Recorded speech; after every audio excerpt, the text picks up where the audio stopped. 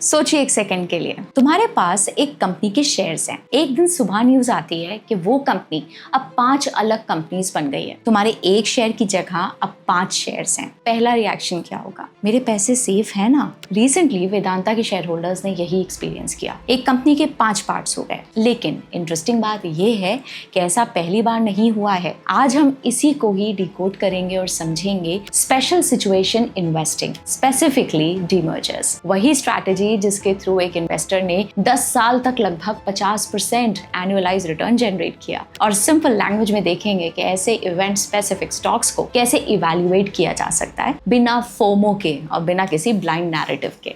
चलिए शुरू करते हैं। ये आइडिया आया कहां से? साल था 1949। बेंजामिन ग्राहम ने एक बुक लिखी, द इंटेलिजेंट इन्वेस्टर। ग्राहम को वैल्यू इन्वेस्टिंग का पायनियर माना जाता है। इस बुक में उन्होंने कॉन्सेप्ट डिस्कस किया, स्पेशल सिचुएशंस या फिर वर्कआउट्स। मतलब ऐसे स्टॉक्स जिनके रिटर्न सिर्फ मार्केट के अप डाउन पे डिपेंड नहीं करते बल्कि किसी स्पेसिफिक कॉर्पोरेट इवेंट पे डिपेंड करते हैं, जैसे कि demerger, merger, buyback, delisting. Graham का सिंपल पॉइंट था, जब कंपनी में कुछ बड़ा होने वाला होता है मार्केट कंफ्यूज हो जाता है और कंफ्यूजन में कभी कभी अपॉर्चुनिटी क्रिएट हो सकती है। ये आइडिया ग्राहम के स्टूडेंट वॉरेन बफे ने सीरियसली लिया। वॉरेन पार्टनरशिप के अर्ली डेज 1950s से 60s में बफे अपने पोर्टफोलियो को 2 बकेट्स में डिवाइड करते थे। 1957 लेटर के कॉन्टेक्स्ट में बकेट 1 थी जनरल्स, कंपनीज जो इंट्रिंसिक वैल्यू से सस्ती ट्रेड कर रही होती थी।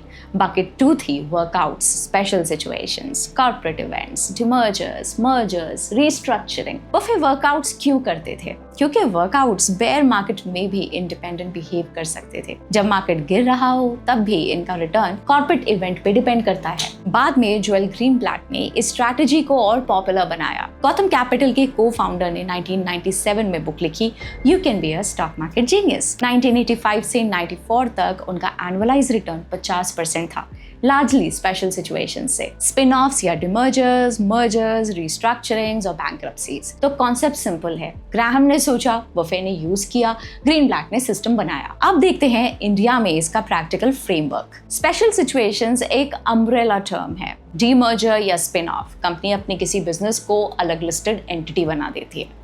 मर्जर या एक्विजिशन, एक कंपनी दूसरी कंपनी के साथ मर्ज होती है या उसे अक्वायर कर लेती है। बायबैक, कंपनी मार्केट से अपने शेयर्स रीपर्चेस करती है।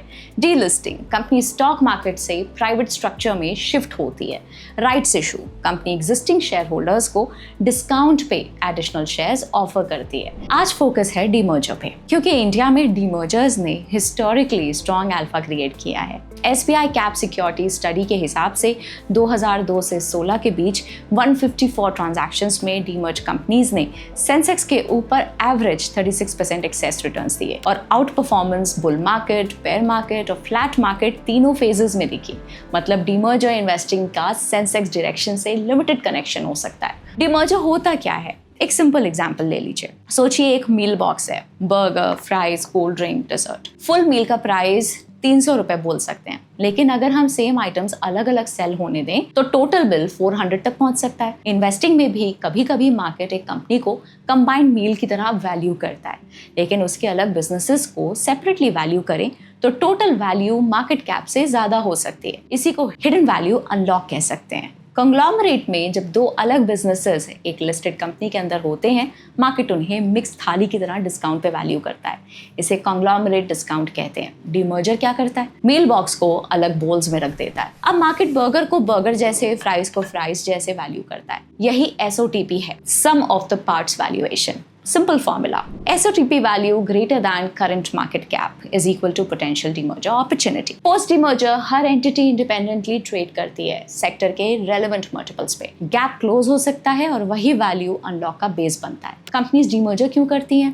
पहला, फोकस। एक CEO पर 2 डिफरेंट बिजनेसेस का लोड होता है। अलग होने के बाद हर बिजनेस का बोर्ड, CEO और स्ट्रैटेजी क्लियर होती है। दूसरा, कैपिटल एलोकेशन। कंग्लोमरेट में स्ट्रॉन्ग बिजनेस कभी कभी वीकर बिजनेस को सब्सिडाइज करता रहता है। सेपरेशन के बाद हर एंटिटी का अपना P&L और अकाउंटेबिलिटी होती है। तीसरा, डायरेक्ट एक्सपोजर। एग्जाम्पल, ITC में कोई इन्वेस्टर सिर्फ होटल्स बिजनेस चाहता है तो पहले सिगरेट्स, FMCG, पेपर बोर्ड सब साथ आते थे। ITC होटल्स के अलग लिस्टिंग के बाद pure play hotel exposure possible हुआ। Fourth, value unlock. Pre demerger market mix price देता है। Post demerger independent businesses sector multiples पे वैल्यू हो सकते हैं। सुनने में सिंपल है लेकिन एग्जीक्यूशन इजी नहीं होती।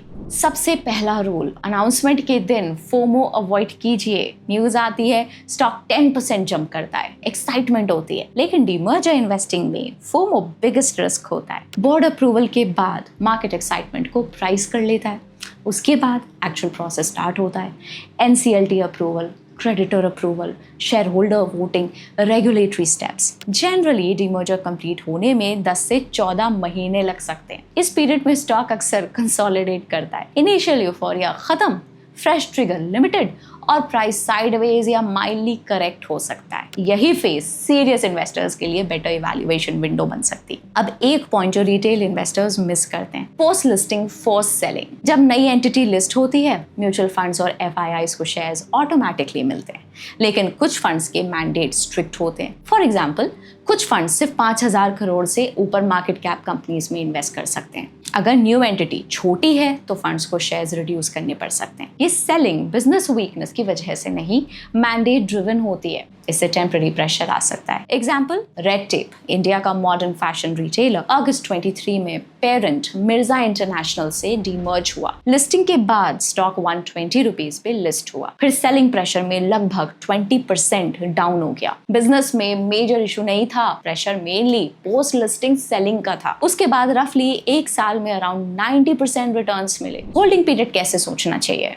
SBI कैप डेटा के हिसाब से डीमर्ज कंपनीज में ऑप्टिमल होल्डिंग पीरियड लिस्टिंग के बाद रफली एक साल माना गया। उसके बाद रिटर्न्स ग्रेजुअली कंप्रेस होने लगते हैं। एग्जिट कब इवैल्यूएट करें? जब डीमर्ज एंटिटी की valuation pure play sector pairs से क्लोज आ जाए। सिंपल वर्ड्स में, जब मार्केट डिस्काउंट खत्म कर दे तब थीसिस रीचेक करनी चाहिए। ब्रॉडली 3 इन्वेस्टर टाइप्स होते हैं। Investor A, pre listing buyer, consolidation phase में एंट्री इवैल्यूएट करता है। Potential entry low but risk higher, deep research चाहिए।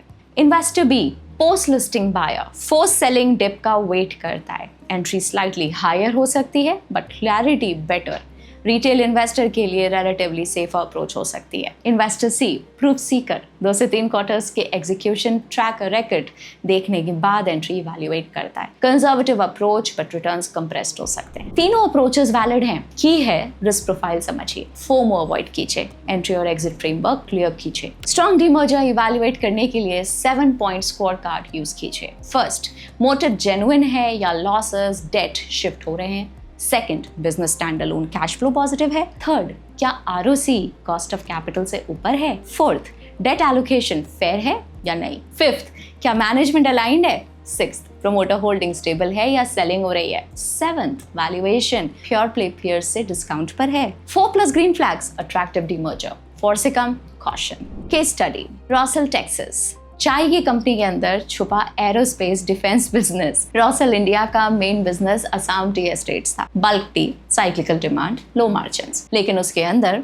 रॉसल टेक्सास डिवीजन था जो बेंगलुरु के पास एडवांस फैसिलिटी से ग्लोबल डिफेंस कंपनीज जैसे कि लॉकहीड मार्टिन के लिए क्रिटिकल कंपोनेंट्स बनाता था। Electrical wiring systems, aerospace panels, defence test equipment. Market क्या देख रहा था? मोस्टली चाय। रॉसल टेक्सास का रेवेन्यू कंट्रीब्यूशन 2011 में सिर्फ 11.9% था। 2022 तक ये 50% से ऊपर पहुंच गया। डिफेंस बिजनेस ग्रोथ ड्राइवर बन चुका था, लेकिन मार्केट रॉसल को लार्जली टी कंपनी की तरह वैल्यू कर रही थी। दिसंबर 22 में बोर्ड ने एरोस्पेस डिफेंस डिवीजन को अलग कंपनी रॉसल टेक्सास लिमिटेड बनाने का अनाउंसमेंट किया। शेयर एंटाइटलमेंट रेशियो 1:1 था। रॉसल इंडिया के हर एक शेयर के बदले रॉसल टेक्सास का एक शेयर। डीमर्जर 30 अगस्त 24 को इफेक्टिव हुआ। रॉसल टेक्सास अलग लिस्टेड एंटिटी बनी। लिस्टिंग के बाद स्टॉक में सेलिंग प्रेशर आया, लगभग 60% करेक्शन हुआ और लिस्टिंग से एक साल में लगभग 2x हुआ। लर्निंग, जब क्राउन जोल अलग होता है मार्केट उसे न्यू लेंस से वैल्यू कर सकती है। पेशेंट इन्वेस्टर्स को अल्फा मिल सकता है। नेक्स्ट है रेमंड लाइफस्टाइल। ब्रांड स्ट्रॉन्ग था, बिजनेस इकोनॉमिक्स वीक निकले।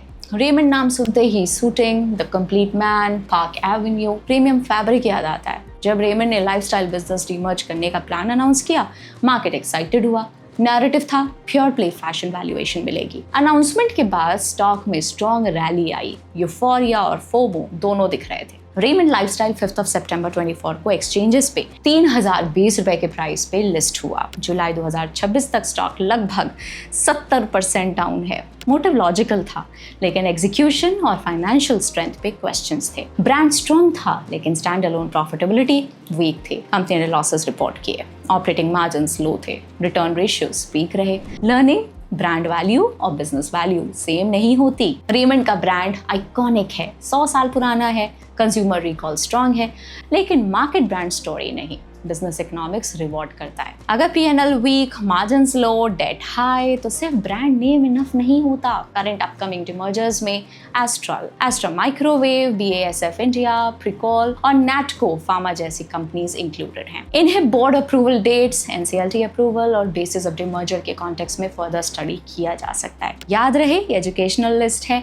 इन्वेस्टमेंट रिकमेंडेशन नहीं। डिमर्जर इन्वेस्टिंग में 5 मिस्टेक्स अवॉइड कीजिए। अनाउंसमेंट पे फोमो फोर्स्ड सेलिंग को बिजनेस वीकनेस समझना, स्टोरी देखना, बिजनेस क्वालिटी इग्नोर करना, स्कीम डॉक्यूमेंट स्किप करना, एग्जिट डिसिप्लिन मिस करना। सिंपल रूल, डीमर्जर में कैटलिस्ट इंपॉर्टेंट है, लेकिन एंट्री, बिजनेस क्वालिटी और एग्जिट डिसिप्लिन उससे भी ज्यादा इंपॉर्टेंट है। Complete framework. Step 1, demerger announce हुआ। स्टेप 2, 4 से 8 हफ्ते बाद स्कीम डॉक्यूमेंट पढ़िए। स्टेप 3, 7 पॉइंट स्कोर कार्ड लगाइए। स्टेप 4 प्लस ग्रीन फ्लैग्स हैं, कंसोलिडेशन फेज में इवैल्यूएशन स्ट्रॉन्ग करिए। स्टेप 5, लिस्टिंग के बाद force selling, business quality verify करके डिप इवैल्यूएट करिए। स्टेप 6, 12 से 18 महीने तक थीसिस ट्रैक कीजिए। Step 7, valuation pure play pairs के क्लोज, एग्जिट फ्रेमवर्क इवैल्यूएट कीजिए। बस इतना ही, ना रॉकेट साइंस, ना इनसाइडर इन्फॉर्मेशन, सिर्फ पेशेंस, रिसर्च और डिसिप्लिन। डीमर्जर फ्री मनी नहीं है, ये स्ट्रक्चर्ड अपॉर्चुनिटी है जो प्रिपेयर्ड इन्वेस्टर्स को रिवॉर्ड कर सकती है। अब इन्वेस्टर के हाथ में है स्टोरी पे नहीं, स्कोर कार्ड पे डिसीजन लेना। मिलते हैं नेक्स्ट वीडियो में। ये वीडियो सिर्फ एजुकेशनल पर्पस के लिए है, इसे किसी भी तरह की इन्वेस्टमेंट रिकमेंडेशन ना समझें। See you in the next one. Bye bye.